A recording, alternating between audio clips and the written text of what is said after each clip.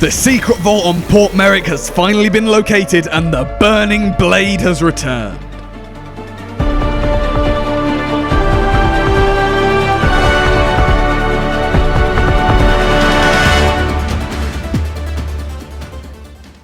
So, a Dark Deception launched today, the latest Sea of Thieves adventure. And by all accounts, it was actually pretty decent compared to all the other adventures. It introduced a couple new locations, I guess you could say, or the world is rather evolving, which is good to see. And there were some new mechanics, which is awesome.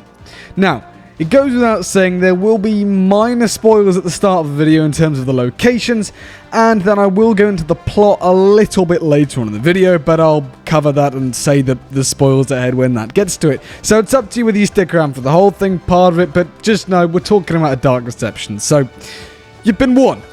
Okay, so first things first, the vault on Port Merrick has finally been found or shown. It was prophesied in the Orb 2022 that there is a secret vault on Port Merrick and that there is an imposter among Athena's fortunes ranks, which this adventure revolves all around that. The imposter as the rat that we have seen in many Trivia Tuesday photos leading up to the launch of this adventure, which if you take the first letter of each tweet with a rat picture in it, it spells out the phrase, "You're looking for the secret," and then presumably vault, but we never got to the end because the adventure launched before they could get to vault or something like that.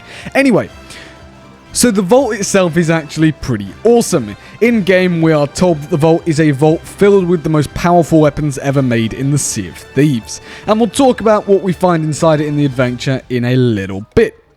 Around it we can see a lot of mementos and references to past adventures, such as the flares that summoned Megalodons, the Shrouded Ghost summoning table, a bunch of stuff from the first mystery, and some stuff relating to Return of the Damned. Go play it yourself if you haven't already, you'll see what's inside there, and it's pretty awesome. It's a nice new micro location that's in the game now that hopefully in the future we will still be able to visit after the adventure. Now then, let's move on to the Burning Blade, because this is huge. I actually think that this is the start of the Return of the Damned consequences.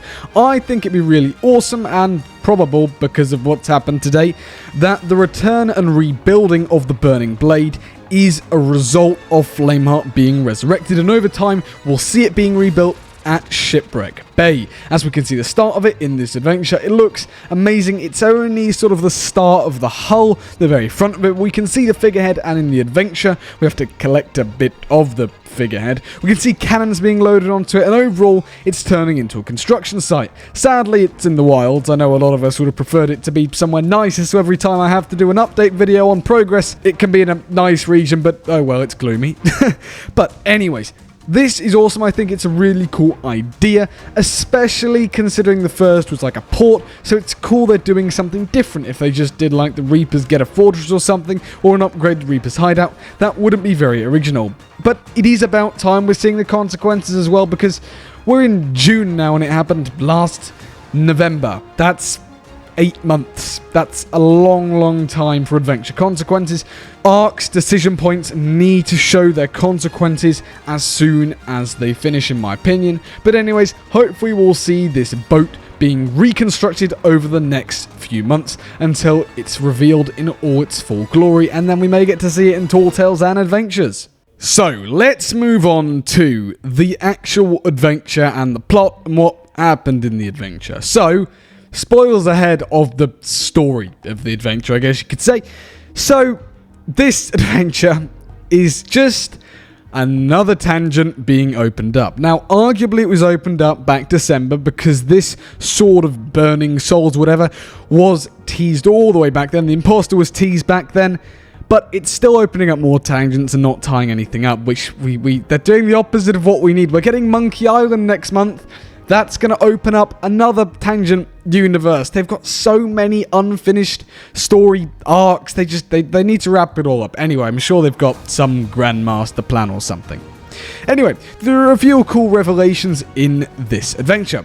The first is that Pendragon is Madame Olivia's lover, and Madame Olivia Pendragon's, and I think they were due to get married. There's a letter that you can read from Pendragon before he went off to Shipwreck Bay that he sent to Madame Olivia about how he would never forgive himself and be able to look himself in his ghostly face if he didn't do all that he could. Mechanically, there were also a couple new things, such as, believe it or not, knocking on doors, examining rats, watching rats scurry around the place. Yeah, it was cool. It was cool because other adventures haven't had new mechanics. So it is very refreshing to see the latest batch of adventures have brand new things in-game. I cannot wait to see what the future holds, because they did say that they are looking to change adventures and rehash them, so hopefully this is the start of that.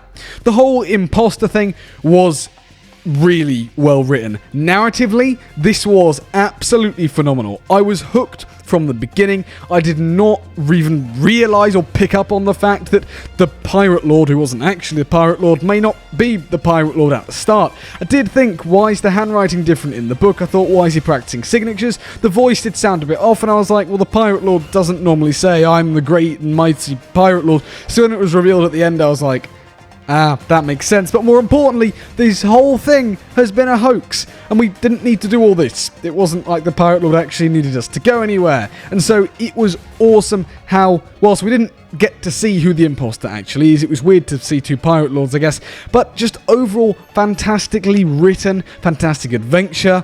So who knows who this mysterious imposter is? Are they working for Flameheart? Are they not? I seem to lean towards the idea that they're not, because I feel we would have maybe heard more about it or something, but we'll have to wait and see. Only time will tell in the next adventure, which we don't know the name of because in-game, and we can't actually see that yet, interestingly enough.